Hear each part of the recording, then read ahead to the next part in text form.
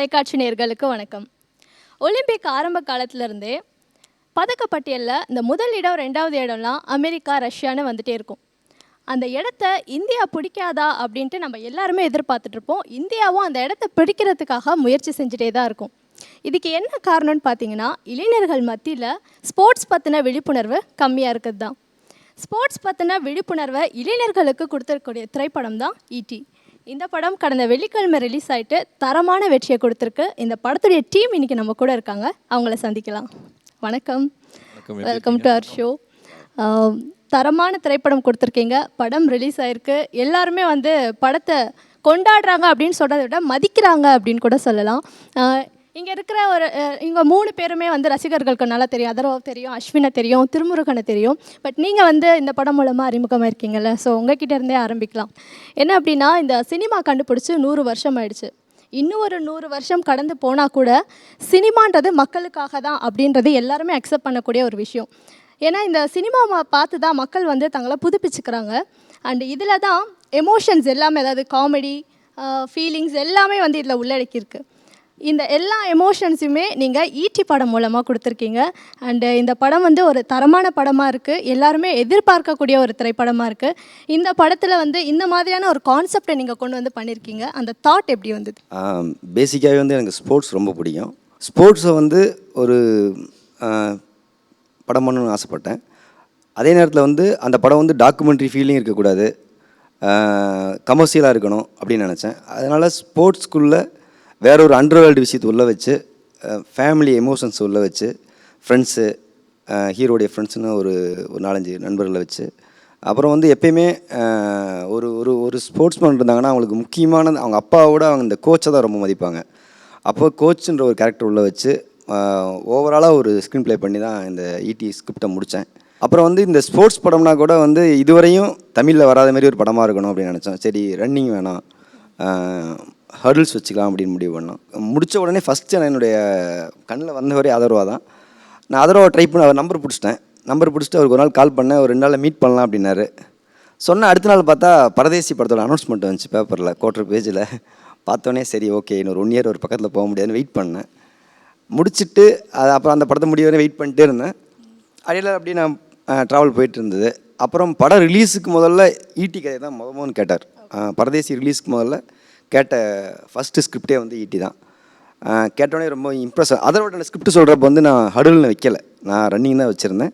அப்போ அதோட என்ன சொன்னார்னா, நம்ம பண்ணால் வேறு மாதிரி பண்ணிவிடுவோம், நம்ம ஹடில் பண்ணுவோம் அப்படின்னாரு. ஓகே, நீங்கள் ஸ்ட்ராங்குன்றப்ப நம்மளும் பண்ணிவிடுவோம். அதுக்கப்புறம் வந்து நம்ம Saint Joseph sports academy Nagaraj சாரை மீட் பண்ணோம். மீட் பண்ணிட்டு ஒரு 1 மந்த் மார்னிங் ஈவினிங் 2 நேரம் ப்ராக்டிஸ் பண்ணோம். அப்போ அவர் போகிறப்ப அவர் சொன்னார், நாகராஜ் சார் சொன்னார், ஏன் ஹடில்ஸ் வேணாம், அது கில்லர் ஈவெண்ட்டு, வேறு எதாவது மாற்றிக்கிங்க அப்படின்னாரு. இல்லை ட்ரை பண்ணுறேன் அப்படின்னாரு. ட்ரை பண்ணார், படமும் வந்திருக்கு, நல்லா இருக்குது. அதர்வா பொதுவாகவே இந்த சினிமாலெலாம் வந்து ஹீரோ போலீஸ் வேலைக்கு வந்து போகிறாரு, அதுக்கு அவர் என்னெல்லாம் பண்ணுறாரு, எப்படி தன்னை தயார்படுத்திக்கிறாரு அப்படின்ற விஷயத்த என்ன பண்ணுவாங்கன்னா மாண்டேஜ் சாங்காக காமிச்சிருவாங்க. இல்லாட்டி ஸ்போர்ட்ஸ் ஈவெண்ட்காக ஏதாவது ஒருத்தர் வந்து ஹீரோ தயாராகிறாருன்னா அதையும் மாண்டேஜ் சாங்கை தான் காமிப்பாங்க. தமிழ் சினிமாலேயே முதல் முறையாக இந்த மாதிரி ஒரு அத்லெட் பேர் வந்து சாம்பியன்ஷிப்காக போராடிட்டுருக்காரு, அவர் எப்படி தன்னை தயார்படுத்திக்கிறாரு அப்படின்றத வந்து நீங்கள் லைவ்லியாக பண்ணி காமிச்சிருக்கீங்கன்னும் போது it's a very big thing. ஏன்னா அதையும் வந்து மாண்டேஜாக தான் காமிப்பாங்க, பட் நீங்கள் ஃபுல்லுமே காமிச்சிருக்கீங்க. அது கேமரா இல்லாமல் அது பண்ணும்போது எவ்வளோ கஷ்டமாக இருக்கும். நீங்கள் பண்ணுற ஒவ்வொரு விஷயமும் வந்து இட்ஸ் அ டிஃபிகல்ட் திங்கில். ஸோ கேமரா முன்னாடி கட்லாம் இல்லாமல் கண்டினியூவாக வந்து பண்ணியிருக்கீங்கன்னும் போது it's a very big thing. எப்படி இருந்தது அதர்வா உங்களுக்கு அப்படியே கேமரா முன்னாடி அந்த பர்ஃபார்மன்ஸ்லாம் பண்ணும்போது? ஹடில்ஸ் பற்றி ஒன்றுமே தெரியாது. நான் என்ன சொன்னேன், சரி ஹடில்ஸ் தானே, சரி ஓகே பண்ணிடலாம், ஓகே ஒன்றும் பெரிய இது கிடையாது, பண்ணிடலாம், நம்ம இது பண்ணிக்கலாம். ஸோ நாங்கள் ஃபஸ்ட்டு டைம் போய் நிற்கிறேன் கிரவுண்டில், 1 மந்த் ப்ராக்டிஸ் செஷன் அப்படின்னு சொல்லி சொன்னாங்க. போய் நின்ன உடனே அங்கே பார்த்தா எல்லாருமே இந்த காமன்வெல்த் ஸ்போர்ட்ஸுக்கு ட்ரெயின் பண்ணுற அத்லீட்ஸு எல்லாருமே இன்றைக்கி நேஷ்னல் ரெக்கார்ட் ஹோல்டர்ஸ் எல்லாமே. ஸோ அவங்களுக்கு நடுவில் நான் நின்றுக்கிட்டு இப்படி எனக்கு ஒன்றுமே புரியல. சரி ஓகே, அவர் என்னென்னா 1 மாதம் அவர் நாகராஜ் சருக்கு தான் நான் ஃபஸ்ட்டு தேங்க்ஸ் சொன்னேன். ஏன்னா அங்கே போனோடனே அவருக்கு என் மேலே இருந்த கான்ஃபிடென்ஸ் தான்.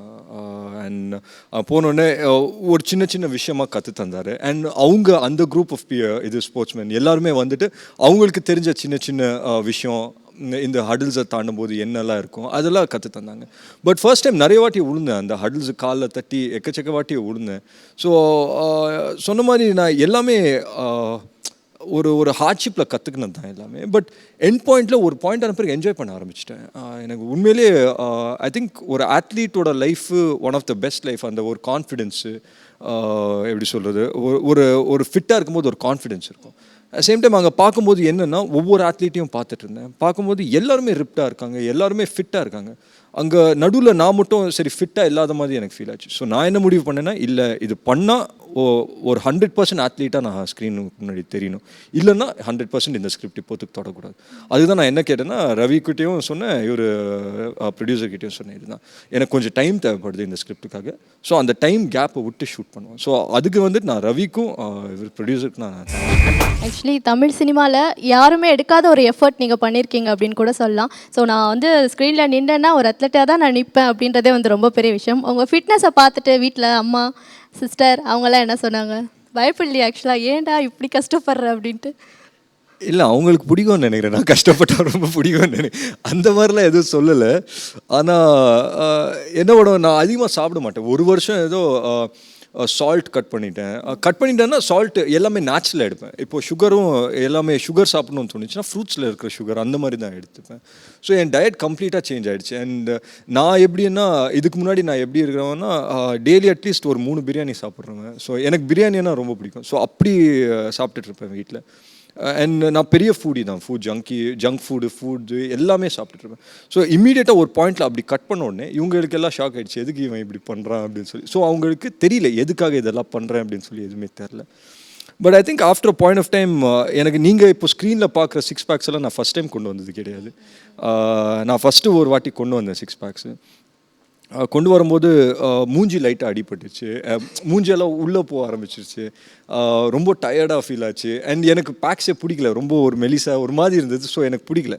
சரி எல்லாத்தையும் கழிங்க, இது வாஷ் பண்ணுங்க, ஃபஸ்ட்லேருந்து ஸ்டார்ட் பண்ணுவோம் அப்படின்னு சொல்லி திருப்பி ஃபஸ்ட்லேருந்து ஸ்டார்ட் பண்ணேன். இப்போ ஸ்க்ரீனில் பார்க்குறது கிட்டத்தட்ட 5வது தடவை கொண்டு வந்தேன். ஸோ 5th டைம் கொண்டு வரும்போது ஓகே இது பர்ஃபெக்டாக இருக்குது, இது வந்து பார்க்கும்போது உண்மையான ஒரு ஆத்லீட் மாதிரி தெரியுது அப்படின்னு சொல்லி இதெல்லாம் in a span of 1 year. And Ashwin, so இந்த படத்தில் வந்து ஷார்ட் புட் பிளேயரா? ஆமாம் ஆமாம்.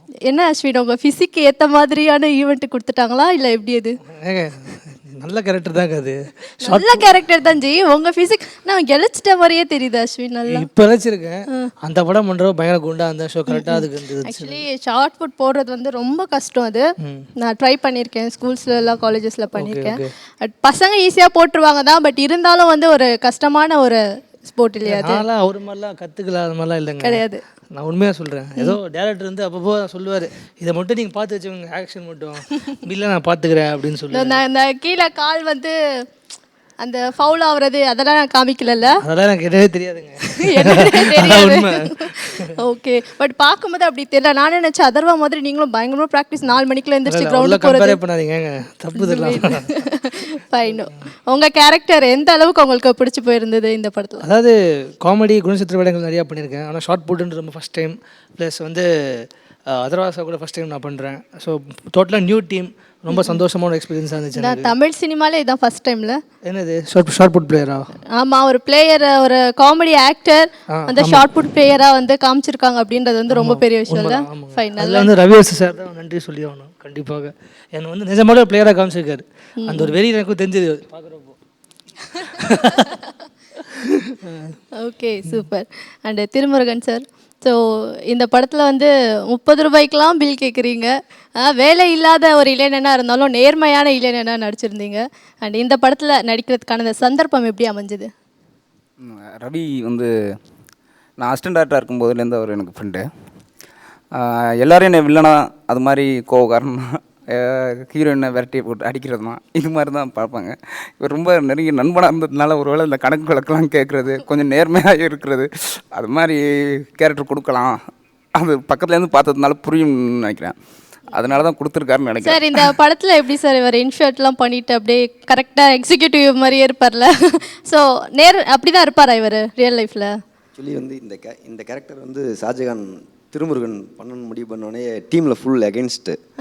எல்லாருமே வந்து இல்லை இதுக்கு ஒரு ஆப்டாக இருக்க மாட்டார், என்னென்னா அவருக்கு வந்து அவர் ஃபேஸே கொஞ்சம் ரக்குடாக இருக்கும், இது வந்து கொஞ்சம் எத்திக்கலாக இருக்கக்கூடிய கேரக்டர் வேணாம் அப்படியே சொன்னாங்க. இப்போ நான் ரொம்ப ஸ்ட்ராங்காக சொன்னேன், இல்லை திருமுருகன் பண்ணால் கண்டிப்பாக கரெக்டாக இருக்கும் அப்படின்னு.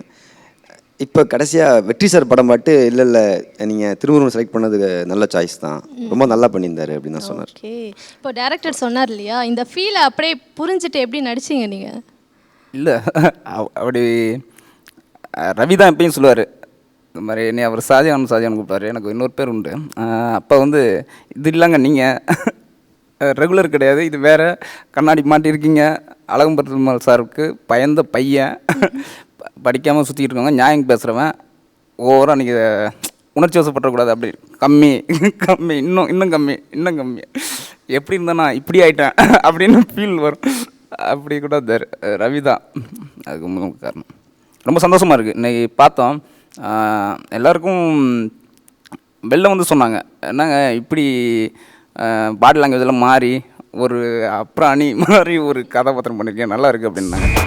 பொதுவாக ஒரு லொக்கேஷனில் ஷூட் பண்ணுறாங்க அப்படின்னா அது எந்த லொக்கேஷனில் இருக்கும் அப்படின்றத வந்து மற்றவங்களுக்கு வந்து தெரிய வைக்கணும் அப்படின்றதுக்காக என்ன பண்ணுவாங்கன்னா, அங்கே இருக்கிற ஏதாவது ஒரு பில்டிங்ஸை வந்து ஷார்ட்டில் கொண்டு வந்து காமிப்பாங்க. எக்ஸாம்பிள் மலேசியாவில் வந்து ஷூட் பண்ணாங்கன்னா அந்த டவர் வந்து எப்போவுமே காமிச்சிட்டே இருப்பாங்க இல்லையா. அண்ட் மயிலாப்பூரில் ஏதாவது ஷூட் பண்ணாங்கன்னா பாபா டெம்பிளை எப்போவுமே காமிச்சிட்டு இருப்பாங்க. அந்த மாதிரி இந்த படத்தில் வந்து தஞ்சாவூர் பெரிய கோயில் ஸோ நீங்கள் காமிச்சிருப்பீங்க. அதர்வா வர மேக்ஸிமம் ஷார்ட்ஸில் வந்து அந்த கோயில் வந்து கவர் பண்ணியிருக்கோம். ஸோ இந்த மாதிரி இந்த படத்துக்காக நீங்கள் எடுத்த எஃபர்ட்ஸில் என்னென்ன சார்? இந்த படம் ஃபுல் படமே வந்து ஒரு சேலஞ்சிங்கான படம் தான். இது ஃபுல் படம் வந்து ரவி ஃபோனில் வந்து எனக்கு என்னோட முதல் படம் 555 பார்த்துட்டு ஃபோனில் இது மாதிரி மீட் பண்ணலாம் சரவணன், சரிங்க சார் அப்படின்னு சொல்லிட்டு மீட் பண்ணி கதை ஸ்கிரிப்ட் ரீட் பண்ணுறீங்களான்னு சரி ரீட் பண்ணலான்னு சொல்லிட்டு ரீட் பண்ணி முடிச்சோன்னே கம்ப்ளீட்டாக இந்த படம் நம்ம தான் பண்ணணும். ஏன்னா ஒரு கேமராமேனுக்கு என்னென்ன பண்ண முடியுமோ அந்த படத்தில் எல்லாமே இருக்குது. ஸோ அதுக்கு தான் ஃபஸ்ட்டு நான் ரவிக்கு அது தேங்க்ஸ் சொல்லிக்கிறேன். அதில் அப்புறம் வந்து இது படம் வந்து ஸ்போர்ட்ஸு ஆக்ஷன் எல்லாமே, நல்ல சாங்ஸு, வெரைட்டியான லொக்கேஷன்ஸ் எல்லாமே எனக்கு கிடச்சிது. இதில் என்னென்னா ஈவெண்ட்டில் இது என்னென்னா ரெகுலராக வந்து ஸ்போர்ட்ஸ்னால் ரன்னிங் இருக்கும், ரன்னிங்கில் வந்து ஈஸியாக கேமராமேன் வந்து அப்படியே பேன் பண்ணி ஈஸியாக பிடிச்சிடலாம். இதில் என்னென்னா அது அதுவா சார் வந்து ரன் பண்ணிவிட்டு மறுபடியும் ஒரு ஜம்ப் கொடுப்பார், நம்ம அதுக்கேற்ற மாதிரி நம்ம கேமராவை மூவ் பண்ணோம். அதுதான் ரொம்ப சேலஞ்சிங்காக இருந்தது. ஆனால் நான் வந்து நிறைய வாட்டி ஷூட் பண்ணியிருக்கேன், ஆனால் அதுவா சார் ஒரு வாட்டி கூட அந்த ஹடில் தட்டி விடவே இல்லை. அதே மாதிரி என்னென்னா நான் இது மாதிரி ஸ்போர்ட்ஸ் ஈவெண்ட்டை நான் ஒரு சிங்கிள் கேமராவில் ஷூட் பண்ண முடியாது. ஸோ 2-3 கேமராவில் என்னோட அசோசியேட்ஸ் 2 கேமரா மொத்தம் 4-5 கேமராவில் ஷூட் பண்ணுவோம். ஸோ எங்கேயாவது ஒரு ஷாட் பிடிச்சாகணுன்றதுல கிளியராக இருந்தோம். அதே மாதிரி ஃபோக்கஸிங் வந்து ரிஸ்க் இந்த மாதிரி இதில். அதில் இன்னொரு ஷாட் கூட இந்த படத்தில் அந்த பைக்கில் போகும்போது அந்த டயர் மட்டும் தனியாக போகிற மாதிரி நீங்கள் பண்ணியிருந்தீங்கல்ல, எப்படி சார் அதெல்லாம் ஒரு ஷாட் அதில் இருந்தது? டயர் மட்டும் வந்து போகிறது தெரியும் தனியாக. ஆமாம், அது ஆக்சுவலாக அந்த இன்டர்வல் ஃபைட்டில் கோப்ரோன்னு ஒரு சின்ன கேமரா ரிக் பண்ணி, ஆமாம் அது இன்டர்வல் ஃபைட் சீக்வன்ஸோடது கோப்ரோன்னு ஒரு சின்ன கேமரா இருக்குது, அதில் வச்சு அந்த ஷார்ட் அதுதான் அங்கே ரிக் பண்ண முடியும், அதை வச்சு ஷூட் பண்ணோம். ஓகே, ஆக்சுவலி எங்களுக்கு அந்த டெக்னாலஜி எதுவுமே தெரிலனாலும் பட் சம்திங் ஒரு வித்தியாசமாக இருக்குன்னு சொல்லி நாங்கள் ரசித்தோம். So I want to share that. அதுதான் சூப்பர் சார், ஃபைன். இதுதான் உங்களுடைய வெற்றி அப்படின்னு கூட சொல்லலாம் இல்லையா? ஓகே, அதர்வா உங்களுக்கும் ஸ்ரீதிவ்யாக்கும் இருக்க பயாலஜி பற்றி சொல்லுங்கள். இல்லை, ஸ்ரீதிவ்யா என்னென்னா படம் ஷூட்டிங் ஸ்டார்ட் பண்ணிட்டோம். ஃபஸ்ட்டு ஸ்கெடியூல் ஒரு 30 days ஷூட் பண்ணோம். ஒரு நாள் கூட ஸ்ரீதிவ்யாவை கண்ணிலேயே காமிக்கல டேரக்டர். ஹீரோயின் இல்லாமல் ஷூட் பண்ணிட்டு இருந்தேன். ஏன்னா சீக்வன்சஸ் ஃபர்ஸ்ட் ஹாஃபில் ஃபுல்லாக சீக்வன்சஸ் அந்த மாதிரி. ஒரு லொக்கேஷனில் நான் ஷூட் பண்ணிட்டு இருப்பேன், இன்னொரு லொக்கேஷனில் ஸ்ரீதிவ்யா வச்சு ஷூட் பண்ணிட்டு இருப்பாங்க. ஸோ ஃபுல்லாக ஃபோன் கட்ஸ் தான், மேக்ஸிமம் ஃபோன் கட்ஸ் தான். பட் தென் ஒரு ஸ்கெடியூல் ஆன பிறகு நான் மீட் பண்ணேன், இது ஸ்ரீதிவ்யாவை மீட் பண்ணேன். ரொம்ப குவைட்டான, காம் அண்ட் கம்போஸ்டான ஒரு பர்சன். பட் செட்ஸுக்கு வந்த உடனே ஆன் ஸ்க்ரீன் கேமராவுக்கு முன்னாடி வந்துட்டு ஒரு வண்டர்ஃபுல் பர்ஃபார்மர், உண்மையிலே ஒரு ஸ்டன்னிங் பர்ஃபார்மர். அண்ட் கண்டிப்பாக ஸ்ரீதிவ்யா கூட இது ஒரு முக்கியமான ஒரு படமாக இருக்கும். Okay, and GV Prakash Kumar hattrick வெற்றிக்காக காத்துட்டு இருக்கிற ஒரு ஹீரோ. ஸோ அந்த ஹீரோ இந்த ஹீரோக்காக வந்து இந்த படத்தில் மியூசிக் கம்போஸ் பண்ணியிருக்காரு. பேக்ரவுண்ட் ஸ்கோர்லாம் வந்து எக்ஸலண்ட்டாக இருக்குது சார், அதை பற்றி நம்ம பேசலாம். பட் அதுக்கு முன்னாடி இந்த படத்துடைய பாடல்கள் எல்லாருமே வந்து ரசித்து கேட்டுட்ருக்காங்க. ஸோ அந்த கம்போஸ் பண்ண விதம் அதை பற்றி சொல்லுங்கள். சாங் கம்போஸ் பண்ணுறப்ப என்னென்னா மேக்ஸிமம் நாங்கள் வந்து 2-3 பஞ்சு முட்டாய் மேலே தீய பற்ற வச்சாடன்ற அந்த டியூன்லாம் வந்து மேக்ஸிமம் 2-3 டியூன்லேயே ஓகே பண்ணிட்டோம். ஒரு துளி மலையில்னு ஒரு சாங், ஒரு மோட்டிவேஷன் சாங் இருக்குல்ல, அதுக்கு ரொம்ப கஷ்டப்பட்டோம். ஏன்னா வந்து அப்படி ஒரு சாங் வரணுன்றது ரொம்ப இந்த மாதிரி மேக்ஸிமமான ஒரு மோட்டிவேஷன் சாங்காக இருக்குன்னு ஆசைப்பட்டேன். அந்த டியூனுக்கு ரொம்ப கொஞ்சம் மெனக்கெட்டு தான் வாங்கினோம். அப்புறம் வந்து ஒரு 4 சாங் ஃபுல்லாக கம்போஸ் பண்ணி முடிச்சுட்டு லாஸ்ட் சாங் வந்து ஆர்கெஸ்ட்ரேஷன் முடிச்சாச்சு, சிங்கர்ஸ் பாடியாச்சு, எல்லாம் முடிச்சதுக்கப்புறம் எனக்கு அந்த பாட்டு பிடிக்கலன்ட்டேன். இல்லை ஜிவி இந்த பாட்டு வேணாம் அப்படின்னா, இல்லை பிரதர் அப்படின்னா, இல்லை வேணாவே வேணாம் அப்படின்ட்டு மீண்டும் அந்த பாட்டை வச்சுட்டு மீண்டும் ஒரு புதுசாக ஒரு சாங் டியூன் கம்போஸ் பண்ணார். ஜிவி வந்து எனக்கு இந்த படத்தில் வந்து ஃபுல் அண்ட் ஃபுல் செம்ம சப்போர்ட்டாக இருந்தார். அதே நேரத்தில் பேக்ரவுண்ட் ஸ்கோரில் வந்து மேக்ஸிமம் ஒரு 40 டேஸ் பண்ணியிருக்கோம், 35 டேஸ். ஆனால் ஒரு விஷயம், அவர் இவ்வளோ வளர்ந்த பின்னாடி ஒரு சாங் வேணாம் அப்படின்னு நீங்கள் சொல்லியிருக்கீங்க. பட் அதுவும் வந்து அவர் கேட்டிருக்காரு. எப்படி இல்லை ஜிவிட்ட எப்பயுமே ஒரு பெரிய எனக்கு பிடிச்ச ப்ளஸ் பாயிண்ட் இருக்குது. என்னென்னா அவர் வந்து ஒரு டைம் சொன்னால் ஃபோர்ஸ் பண்ணால் அதுக்கப்புறம் இல்லை நல்லா இருக்குது அப்படின்னு தன்னை விற்க ட்ரை பண்ணவே மாட்டார். ஓகே அப்படின்றவர். ஒரு டைம் சொல்லி பார்ப்பாரு, இல்லை பிரதர் இது வேணாம் அப்படின்னா ஓகே அப்படின்றவர். சார், ஒரு ஃபைட் சீன் இந்த படத்தில் செம்மையாக இருந்தது அப்படின்னு தான் சொல்லணும். ஸோ இவர் மேலே வந்து எந்த கீறலுமே வந்துடக்கூடாது. ஸோ அதை வந்து கரெக்டாக கேட்ச் பண்ணிவிட்டு ஒரு சூப்பர்வான ஸ்டண்ட்டை வந்து கொரியோ பண்ணி கொடுத்துருக்காங்க அப்படின்னு தான் சொல்லணும். So Atharva and director sir 2 பேருமே அந்த ஸ்டண்ட்டை பற்றி டெஃபினட்டாக பேசியே ஆகணும். சொல்லுங்கள்.